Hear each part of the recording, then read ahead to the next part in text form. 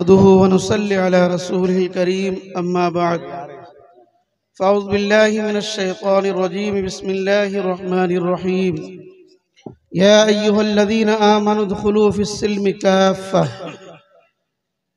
मेरे मोहतरम बुजुर्गों और दोस्तों, अभी आप हज़रात नाते नबी सल्लल्लाहु अलैहि वसल्लम से फैज़ हासिल कर रहे थे।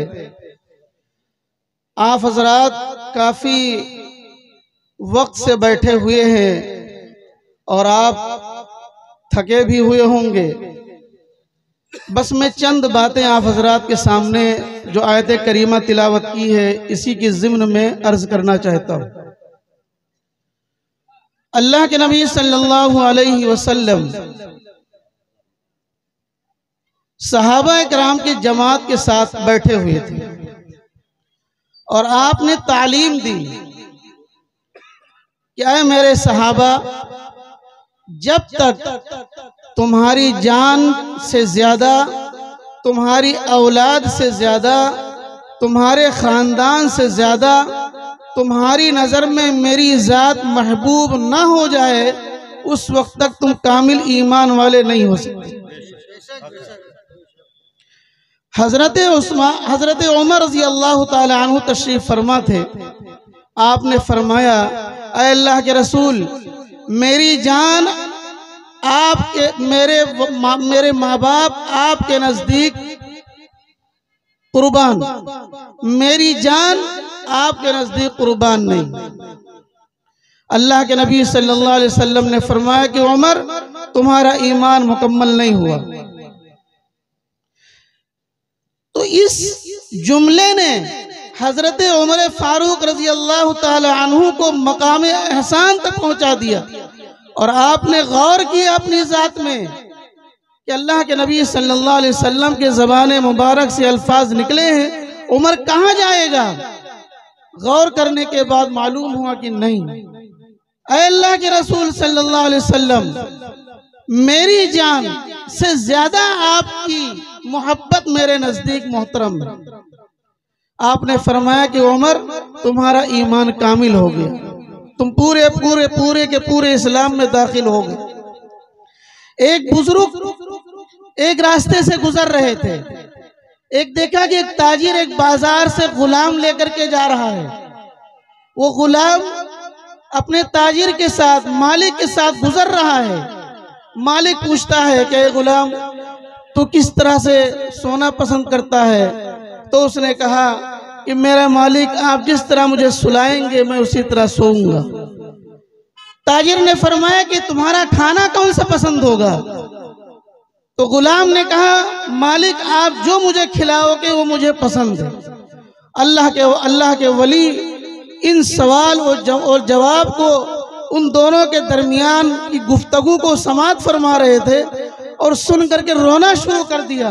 और रोते रोते हालत इस हद तक बिगड़ी कि वो दोनों के दोनों उधर मुतवज्जे हुए और फरमाया कि हमारे गुलाम और मालिक के दरमियान की गुफ्तगू थी, आपको किस चीज ने रुलाया, किस चीज ने आपको इस अमल पे आमादा किया।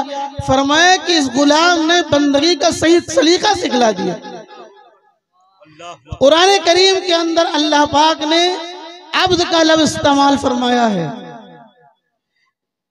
इंसान के लिए अब्द का लफ्ज़ इस्तेमाल फरमाया है।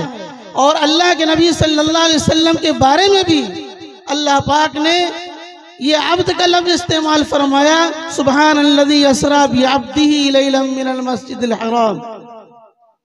मालूम हो कि अब्द का लफ्ज़ मामूली लफ्ज़ नहीं है। अल्लाह पाक के खजानों के अंदर सारी चीजें मौजूद हैं, लेकिन बंदगी वहां नहीं है। अल्लाह पाक के खजाने में बंदगी नहीं है।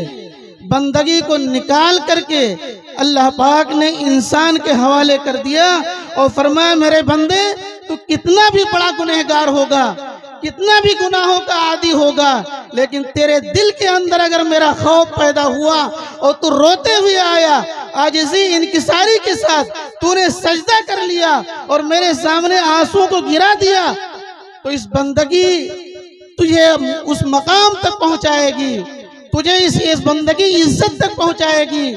तमाम गुनाह तुम्हारे मिटा दिए जाएंगे। ये अल्लाह का इनाम है।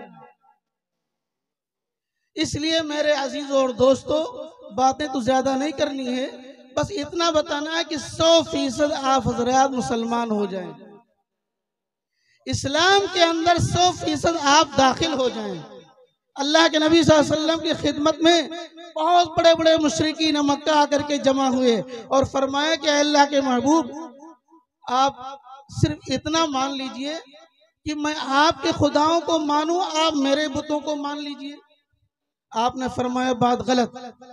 कुरान करीम के अंदर कुरान करीम ने उसकी नफी फरमाई, कुल या अय्युहल काफिरून ला अअबुदु मा तअबुदून। अल्लाह के महबूब, आज के बाद से मेरा और आपका झगड़ा खत्म हो जाएगा, बस आप इतना समझौता कर लीजिए, इतना मान लीजिए कि मैं आपके खुदा की इबादत करूंगा, आप मेरे माबूद की पूजा करने लगे, दोनों का इख्तलाफ खत्म हो जाए। अल्लाह के महबूब ने फरमाया ये हो ही नहीं सकता। अल्लाह ने कुरान करीम के अंदर ये आयत नाजिल फरमाई, लकुम दीनुकुम वलिय दीन। ये हो ही नहीं सकता, तुम्हारा रास्ता अलग है, मेरा रास्ता अलग है, तुम्हारा दिन तुमको मुबारक हो, मेरा दिन मुझे मुबारक हो। ये कुरान ने सराहतन बताया है। जो मैंने कुरान करीम की आयत तिलावत की थी, उसके अंदर जो हजरत अब्दुल्ला बिन सलाम जो सहाबी हैं, उनकी शान में आयत नाजिल हुई। वो आकर के अल्लाह के नबी सल्लल्लाहु अलैहि वसल्लम की खिदमत में अर्ज करते हैं, ऐ अल्लाह के महबूब, आप सिर्फ इतना इजाजत दे दीजिए कि मैं कुछ यहूदियत के मुताबिक अपनी जिंदगी गुजारूं और बाकी इस्लाम पे अपनी जिंदगी गुजार दूंगा। अल्लाह के नबी सल्लल्लाहु अलैहि वसल्लम ने फरमाया ये हो ही नहीं सकता, पूरे के पूरे इस्लाम में दाखिल हो जाओ। इसलिए मेरे नौजवानों और बुजुर्गों, ये पहली बार मेरा इस सरजमीन पे आना हुआ और हमारे भूरे भाई काबिल मुबारकबाद हैं, हमारे मुजाहिद हसनैन भाई, ये तो शहसवार है निजामत के वादियों में, इनका कोई मुकाबिल कोई सानी है ही नहीं। अल्लाह ताला ने इनको बहुत सी सलाहियतों से नवाजा है। मौलाना ताहिर हुसैन गयावी रहमतुल्लाह अलैह कि हमरा बाज़ क्लिपों में मैं मौलाना को देखता रहता हूँ, और हमारे अजीज़म हाफिज़ अशफाक सल्लमहु, अल्लाह ने इनको सुरैया तक पहुँचा दिया। पूरे मुल्क के अंदर इन्होंने अपनी आवाज़ के जरिए से नाते नबी को पहुँचाया और लोगों को इश्क की, नाते नबी के इश्क में डुबो दिया। इसी तरह हमारे ताबिश भाई जो इस लाइन के बहुत ऊंचे शायर हैं और बहुत ही उम्दा कलाम पेश करते हैं। दिल तो ऐसा चाहता है कि ये हजरात पेश करते रहें और हम लोग मदीना की गलियों में घूमते रहें। इनके कलाम के अंदर वो लज्जत, इनके कलाम के अंदर वो मिठास, इनके कलाम के अंदर वो उम्दगी कि आपका दिल वाकई में मचल जाएगा खुशियों से। ऐसा लगता है कि ये जब कलाम पेश करते हैं तो लगता है कि आसमान से कलाम उतर रहे हुए होते हैं, हकीकत बयान करते हैं इनके कलाम। ये शोरा हमारे लिए नियामतें गैर मुतरक्कबा के तहत हैं। अल्लाह ताला हमारे इन भाइयों की उम्रों में बरकतें अता फरमाए और पूरे मुल्क के अंदर शायरी की वादियों में से खूब अल्लाह पाक काम ले। हमारे भूरे भाई साहब, इन्होंने एक मिसाल कायम कर दी और बता दिया कि ऐ ईमान वालों सुन लो, तुम अगर चाहो तो अपने शादी ब्याह के जरिए से, छोटे छोटे अमल के जरिए से दीन का पैगाम दूसरों तक पहुंचा सकते हो। तुम बता सकते हो कि हम बाइज्जत कौम हैं, हम साबित कदम रहने वाले कौम हैं, हम अमन और अमान को फैलाने वाले कौम हैं। ये हमारे भूरे भाई ने अपने इस अमल के जरिए से बताया। काबिल मुबारकबाद है ये हजरात कि इन्होंने इस शादी के मौके पे ये नूरानी मजलिस सजाई। अल्लाह ताला हम सब के आने को कबूल फरमाए। बातें बस खत्म करता हूँ।